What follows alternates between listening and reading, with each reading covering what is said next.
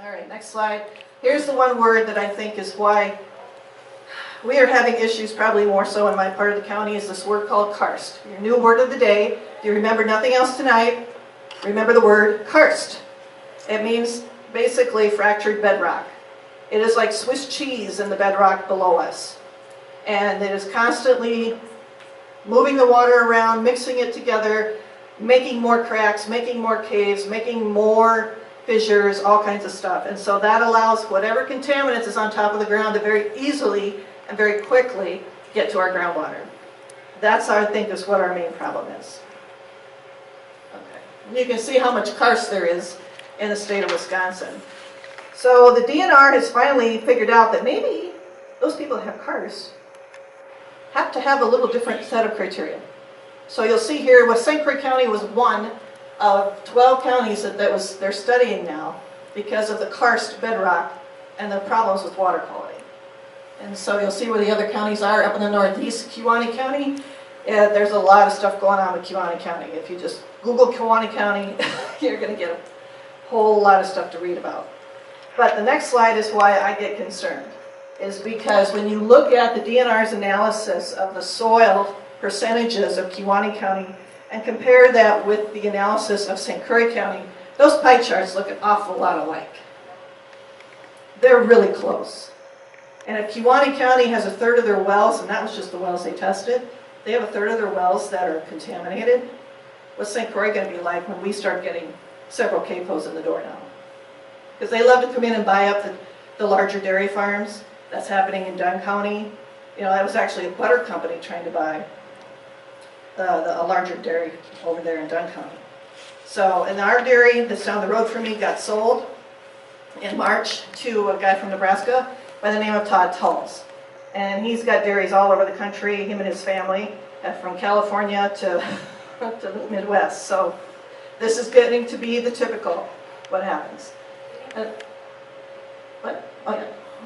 So here's what the DNR surmised when you're talking about KARST bedrock, you're talking about St. Croix County, and this is what I think the farmers think they're doing fine. And quite frankly, after touring the biomass farms, I mean, there's so much technology involved in this, you wouldn't believe it. They really think they're doing okay. But I think here's our problem, is that you'll see what Dr. Maureen Muldoon from the geology department said.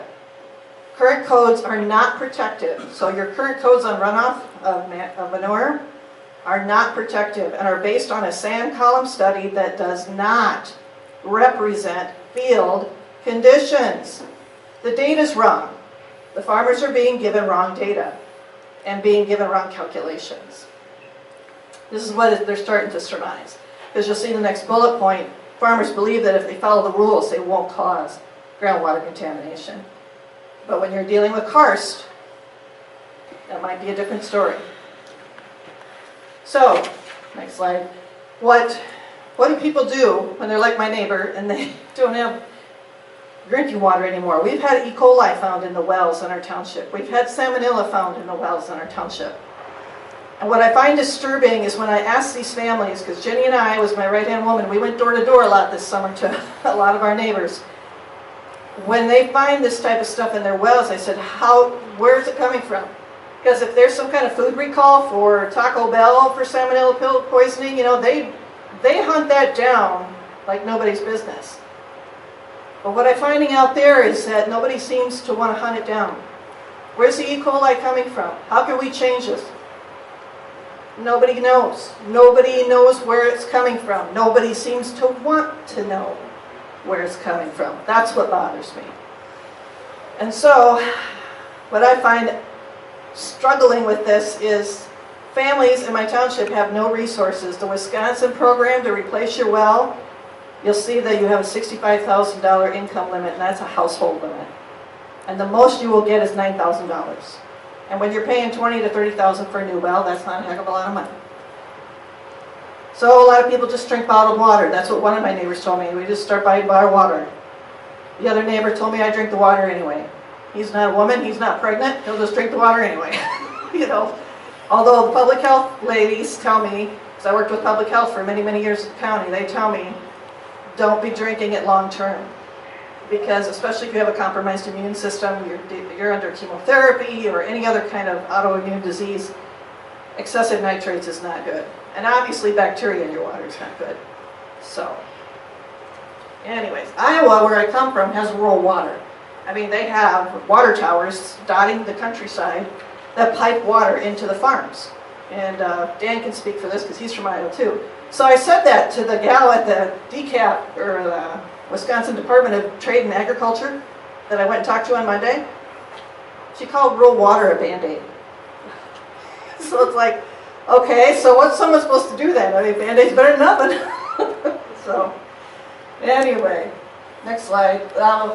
And obviously there's the whole thing with property values, so I won't spend a lot of time other than to say the last bullet point, the very first in Wisconsin, happened this fall.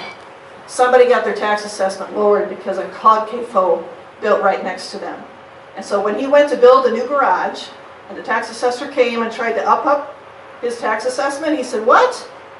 You kidding me? There's a hog CAFO next door. Don't be upping my tax assessment."